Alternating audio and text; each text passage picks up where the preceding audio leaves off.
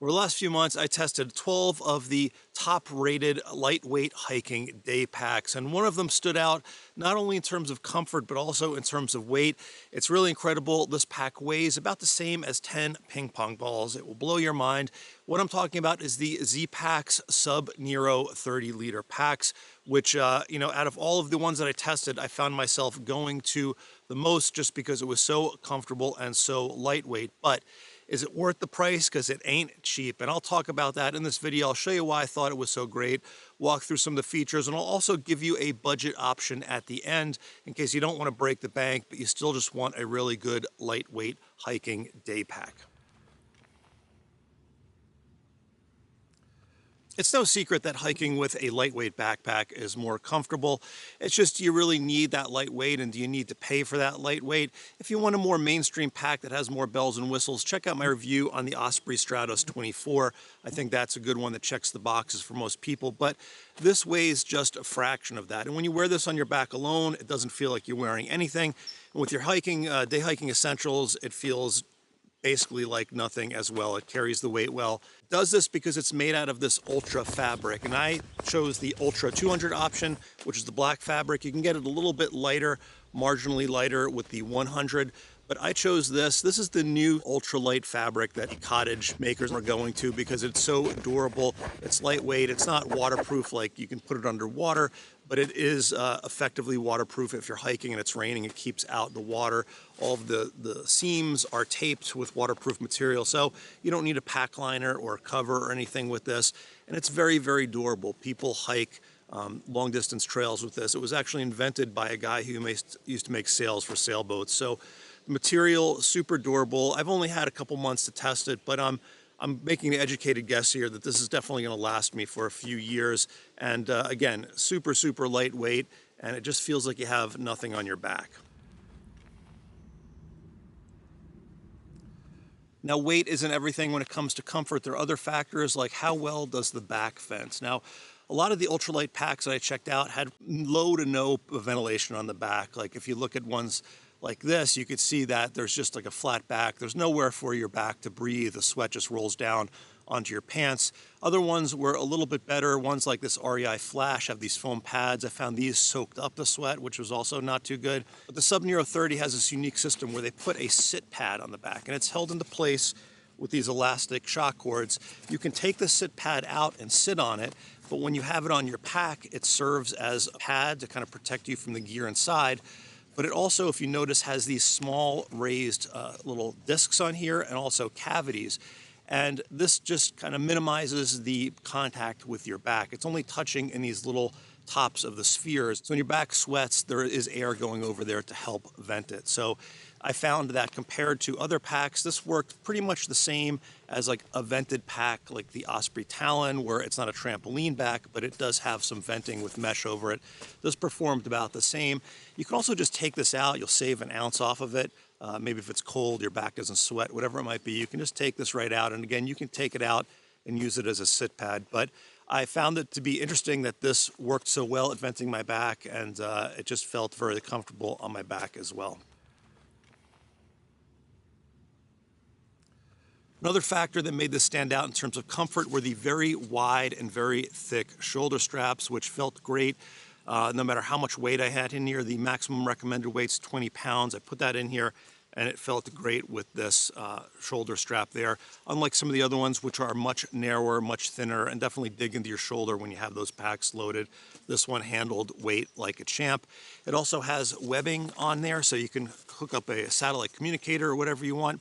Also a good time to mention that Zpacks sells accessories for this, and this comes very minimal. It's really just the pack, what you see, what I'm going to show you here, but you can buy things like another water bottle holder for here. You can buy a pouch that you can put a cell phone in.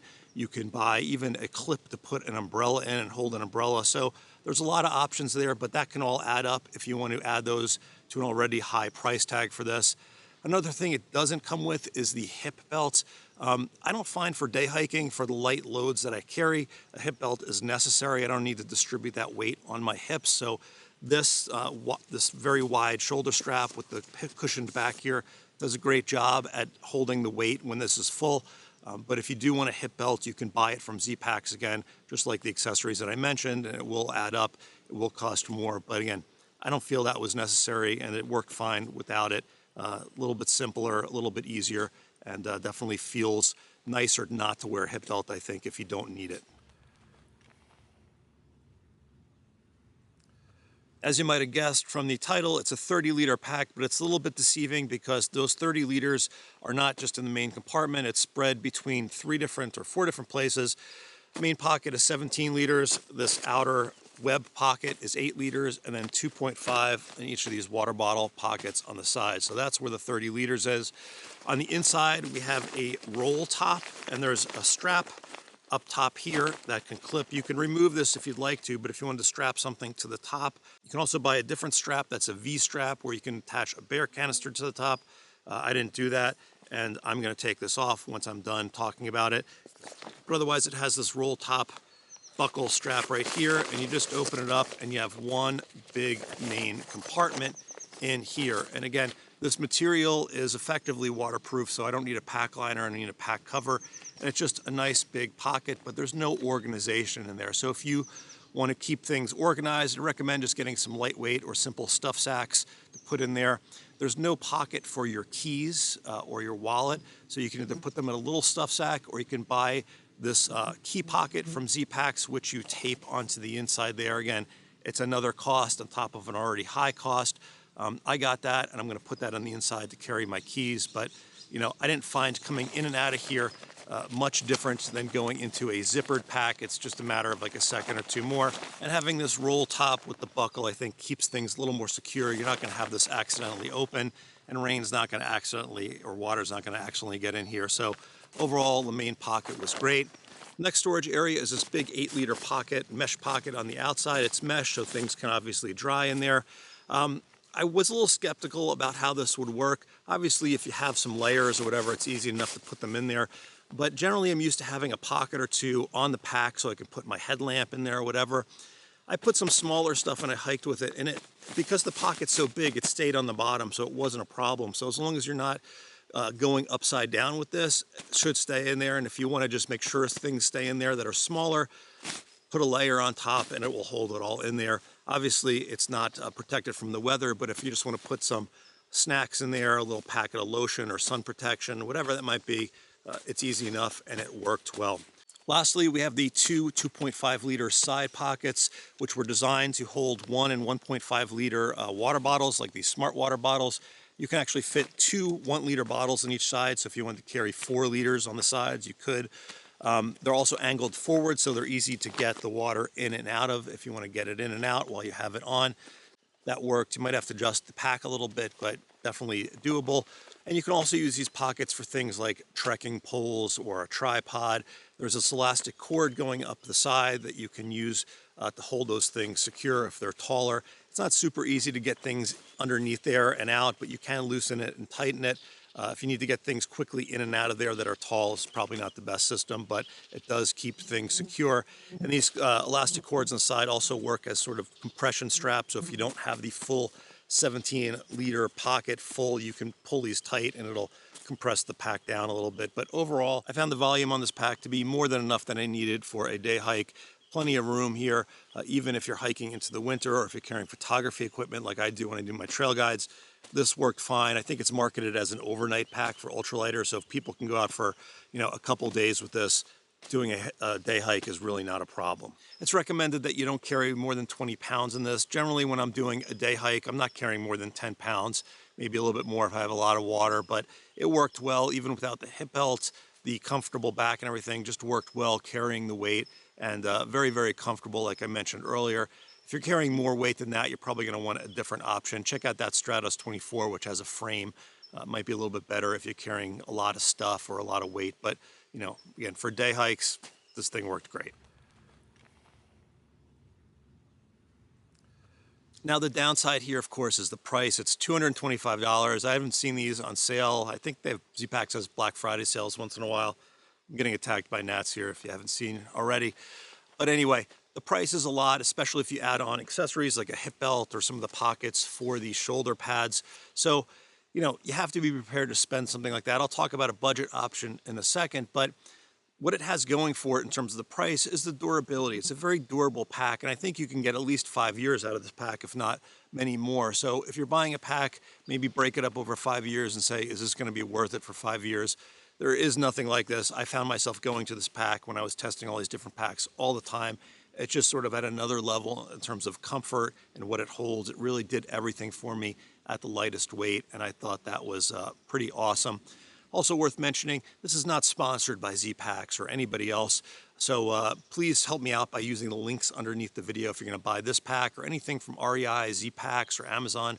Just use those links and I get a little commission off of the sale. I appreciate it. It helps me do independent reviews like this without having to take free gear or money from companies like Zpacks. So thank you for that, and thank you for everyone who supports the channel. I could not do it without you. Now, before I talk about a budget option, I want to talk about one pack that's definitely a runner-up here. The pack that I would have chose, aside from one fatal flaw, at least for me, which I'll talk about in a second, is the Zpacks Bagger Ultra 25. Now, very similar in a lot of ways to the Sub-Nero. It's very lightweight. I think it weighs an ounce more than that one did. But the difference is, the main difference here is that it's not a roll top, not a big mesh pocket. Instead, it has these zippered pockets. So the big pocket that was mesh on the other one is now a zippered pocket that's very deep. It can hold maps, can hold all kinds of gear. There's a zippered main compartment in here, and there's also a smaller zippered compartment up top, which is great for your keys and your wallet. This setup was a little more convenient for me as a day hiker, just to be able to open the zipper, put my wallet in, close it, and then get it back out easily when I'm done my hike. I thought that worked well. Has the same big side pockets here where you can fit the water bottles. That's the same. Has the same big padded shoulder straps. The difference is that it has a pocket for the foam, the closed cell foam sit pad. Now, this is the same type of sit pad that the Sub-Nero had, but it goes in this pocket, and you'll notice that the pocket has vented in the middle. On the sides, it's solid. It didn't offer me really any of the benefits of the venting, just having that pad on my back did, which is this, waterproof material up against your sweaty back, so the sweat's gonna roll off. The venting in the middle didn't do much. I wish they would offer this with an elastic band on the back so you can get the same benefits of the sit pad, padding system, venting system on the other one, but they don't. But otherwise, this is a great pack, and if you don't have problems with sweating or you don't care about your back sweating, this might be a better fit for you.